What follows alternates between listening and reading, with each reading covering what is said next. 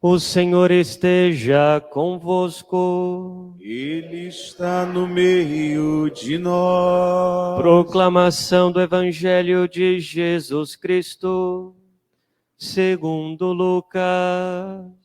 Glória a vós, Senhor. Naquele tempo, os publicanos e pecadores aproximavam-se de Jesus para o escutar. Os fariseus, porém, e os mestres da lei criticavam Jesus. Este homem acolhe os pecadores e faz refeição com eles. Então Jesus contou-lhes esta parábola. Um homem tinha 2 filhos. O filho mais novo disse ao pai: Pai, dá-me a parte da herança que me cabe. E o pai dividiu os bens entre eles. Poucos dias depois, o filho mais novo juntou o que era seu e partiu para um lugar distante. E ali esbanjou tudo numa vida desenfreada. Quando tinha gasto tudo o que possuía, houve uma grande fome naquela região e ele começou a passar necessidade. Então foi pedir trabalho a um homem do lugar, que o mandou para seu campo cuidar dos porcos. O rapaz queria matar a fome com a comida que os porcos comiam, mas nem isto lhe davam. Então caiu em si e disse: Quantos empregados do meu pai têm pão com fartura, e eu aqui morrendo de fome? Vou-me embora, vou voltar para meu pai e dizer-lhe: Pai, pequei contra Deus e contra ti. Já não mereço ser chamado teu filho. Trata-me como um dos teus empregados. Então ele partiu e voltou para seu pai. Quando ainda estava longe, seu pai o avistou e sentiu compaixão. Correu-lhe ao encontro, abraçou-o e cobriu-o de beijos. O filho então lhe disse: Pai, pequei contra Deus e contra ti. Já não mereço ser chamado teu filho. Mas o pai disse aos empregados: Trazei depressa a melhor túnica para vestir meu filho, e colocai um anel no seu dedo e sandálias nos pés. Trazei um novilho gordo e matai-o. Vamos fazer um banquete, porque este meu filho estava morto e tornou a viver, estava perdido e foi encontrado. E começaram a festa. O filho mais velho estava no campo. Ao voltar, já perto de casa, ouviu música e barulho de dança.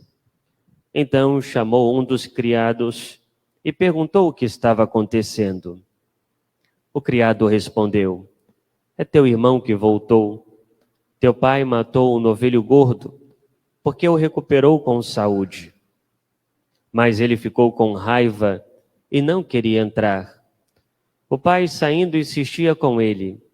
Ele, porém, respondeu ao pai: Eu trabalho para ti há tantos anos, jamais desobedeci a qualquer ordem tua, e tu nunca me deste um cabrito para eu festejar com meus amigos. Quando chegou esse teu filho, que esbanjou teus bens com prostitutas, matas para ele o novilho cevado. Então o pai lhe disse: Filho, tu estás sempre comigo. Tudo o que é meu é teu. Mas era preciso festejar e alegrar-nos, porque este teu irmão estava morto e tornou a viver. Estava perdido e foi encontrado. Palavra da salvação. A vós, Senhor. Podemos nos sentar. Ave Maria, cheia de graças, o Senhor é convosco. Bendita sois vós entre as mulheres. Bendito é o fruto do vosso ventre, Jesus. Santa Maria, Mãe de Deus, rogai por nós, pecadores, agora e na hora de nossa morte. Amém.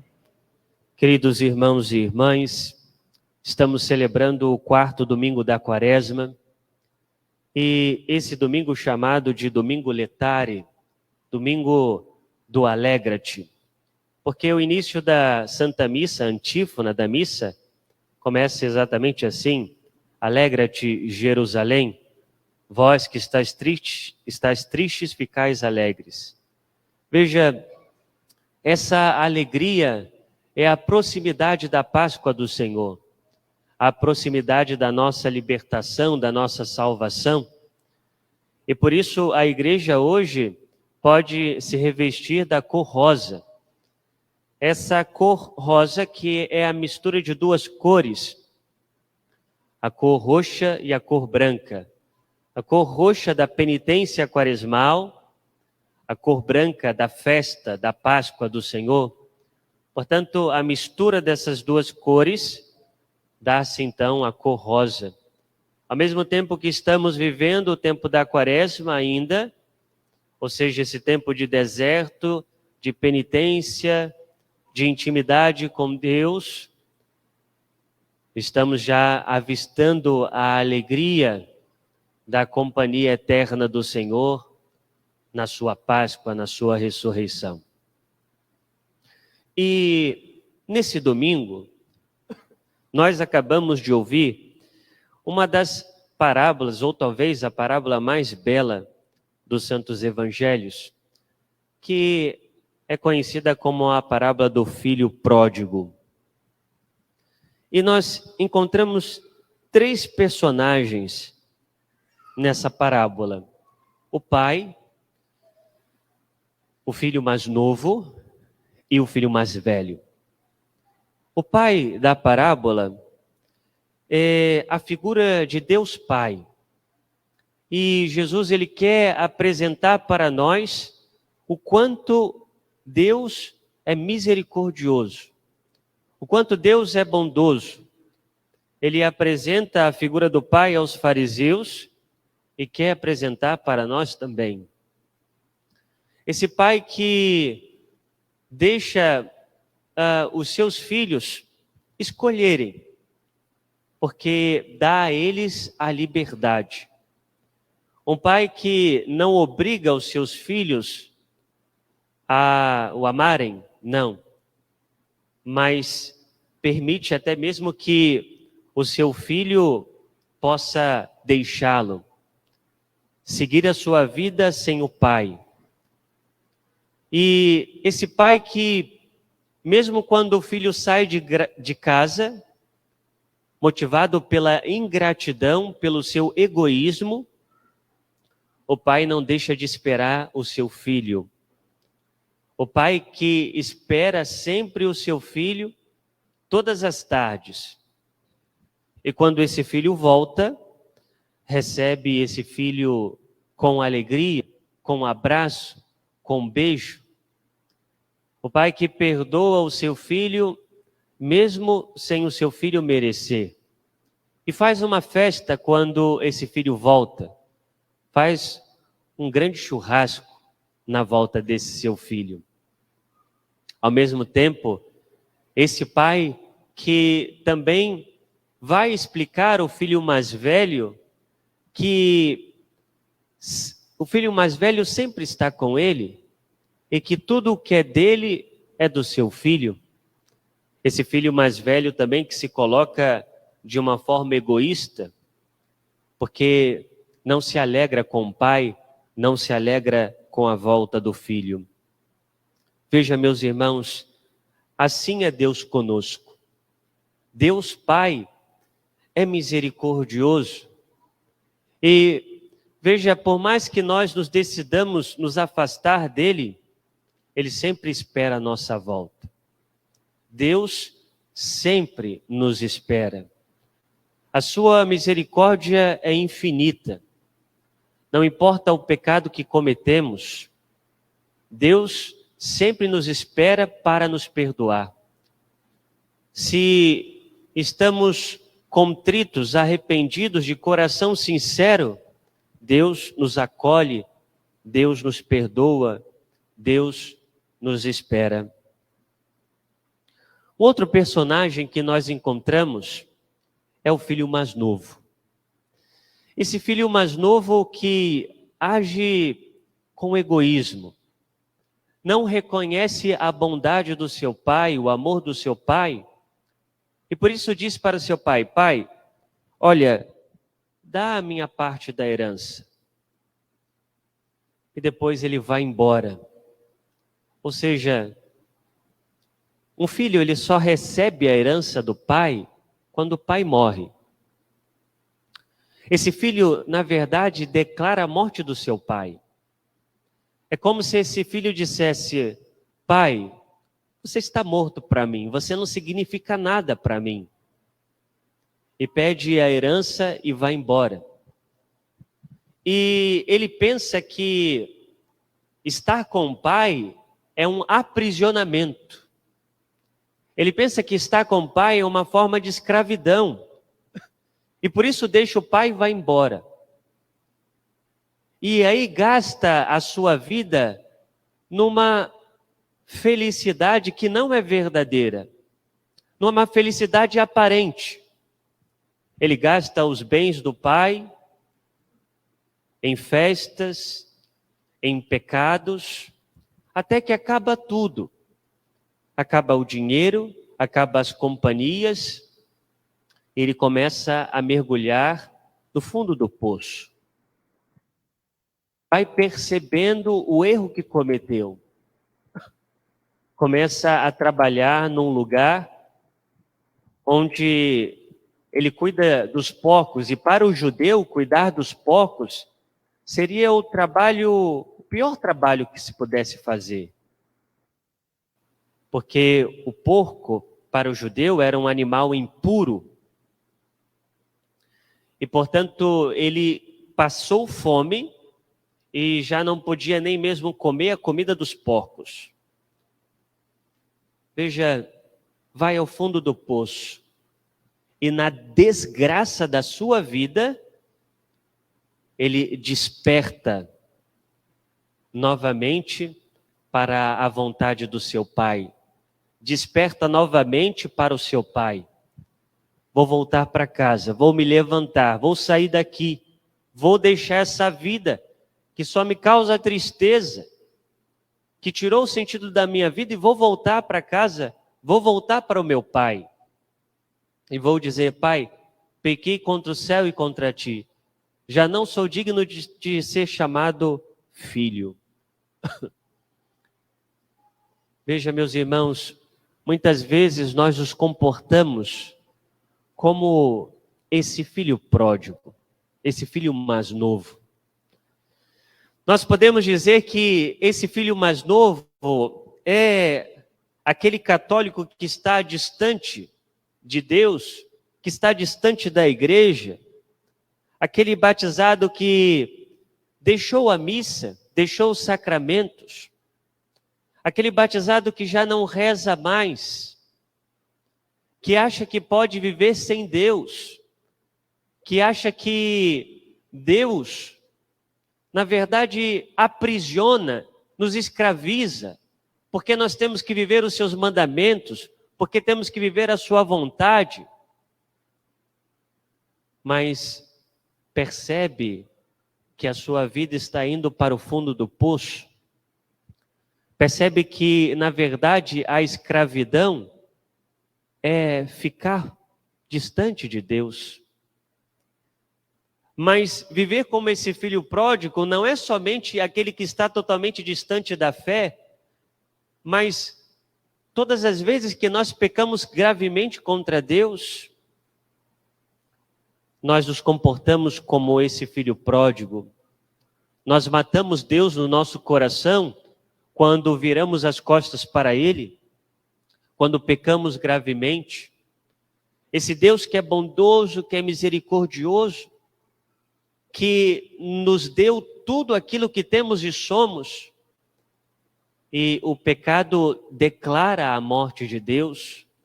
O nosso pecado é a rejeição de Deus, e assim nos comportamos como filho pródigo. Mas há um outro filho na parábola, filho mais velho. Esse filho mais velho nunca deixou o seu pai. Esse filho mais velho nunca, diríamos, declarou formalmente a morte do seu pai, não foi embora. Mas também era um filho egoísta. mas também era um filho que só pensava em si e não pensava no pai. Não reconhecia o amor do pai, não reconhecia a misericórdia do pai, a bondade do pai. Porque quando o seu irmão mais novo volta para casa, o pai se alegra, o pai faz festa, mas o filho não faz. O filho é egoísta, pensa em si mesmo. E por isso fere o coração do pai também, porque não se alegra com ele. E o pai vai até o filho e explica: meu filho, por que não vem participar da festa? Ah, pai, eu sempre trabalhei contigo e você nunca fez festa para mim, e esse filho que saiu foi embora, deixou o Senhor e agora volta, você faz festa. Inveja no coração. Quanta inveja no coração. Quanto egoísmo. Quanta falta de amor para com o pai. Mas esse filho estava aí. Estava com o pai. Veja, meus irmãos, às vezes nós temos uma grande caminhada de fé. Temos anos e anos de caminhada de fé. Mas ainda não experimentamos o amor de Deus forte na nossa vida. Mas ainda não confiamos plenamente na sua bondade. Não confiamos na sua misericórdia. Duvidamos do amor de Deus. Questionamos a Deus. Questionamos a sua vontade para a nossa vida. E nos comportamos como esse filho mais velho, que vive junto com o pai, mas pensa em si mesmo. É egoísta, é invejoso. Não acredita no amor do pai. Portanto, aqui vemos os dois filhos ingratos. Um que mergulha na vida de pecado e volta e é recebido com amor pelo pai. E outro que vive com o pai, mas ao mesmo tempo pensa em si mesmo. É egoísta, invejoso. Mas o pai diz para ele: meu filho, tudo que é meu é teu. Tudo que é meu é teu. Meus irmãos, nesse tempo da Quaresma, a igreja nos convida à mudança de vida, a reconciliar-se com Deus. Por isso São Paulo nos dizia, na segunda leitura da carta aos Coríntios: em nome de Cristo nós vos suplicamos, deixai-vos reconciliar com Deus. É tempo de se reconciliar com Deus. É tempo de nos reconciliarmos com o amor de Deus. É tempo de nos colocarmos verdadeiramente como filhos diante do Senhor e dizer: Pai, pequei contra o céu e contra ti. Já não sou digno de ser chamado teu filho.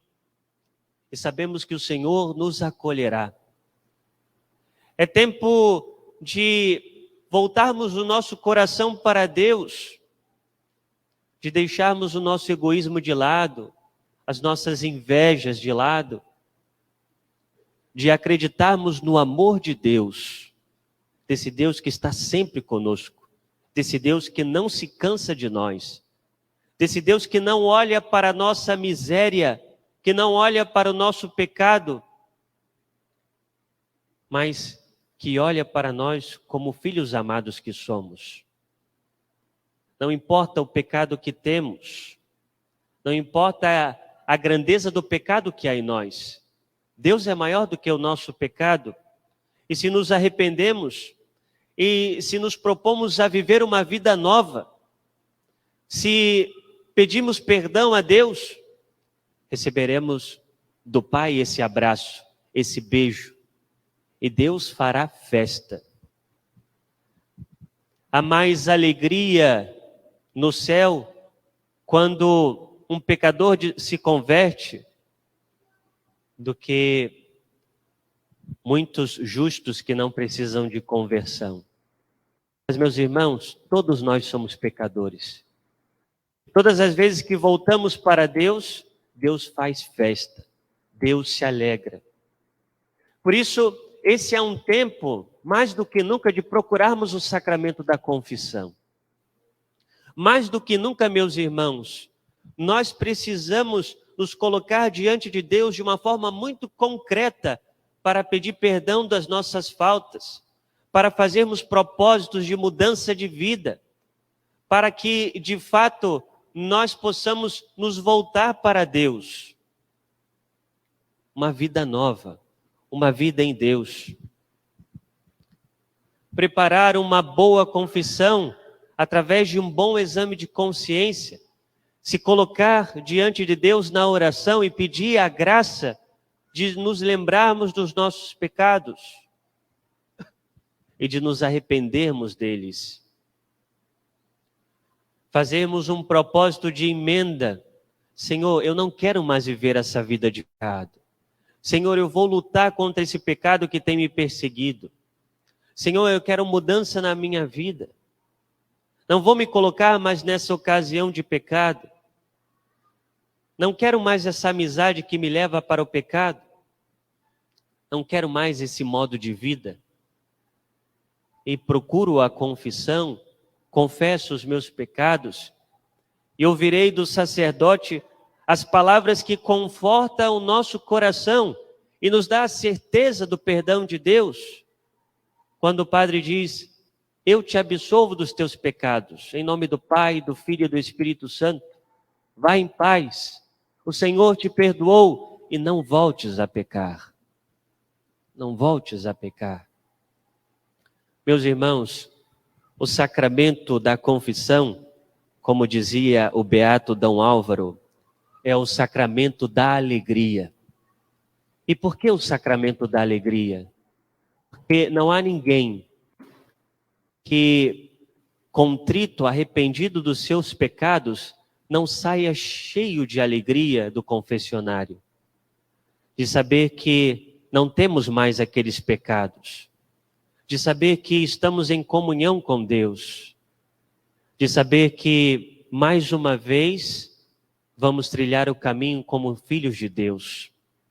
Sacramento de alegria, porque essa alegria é muito maior no coração de Deus.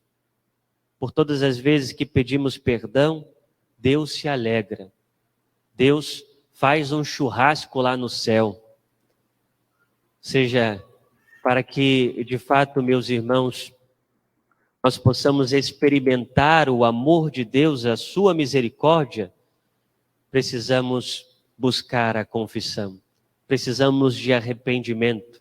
Precisamos ver os nossos pecados, para que caminhemos com esperança nesse tempo da Quaresma, na nossa vida, essa esperança que deve haver no nosso coração, a esperança da ressurreição. Louvado seja o nosso Senhor Jesus Cristo. Para sempre seja louvado.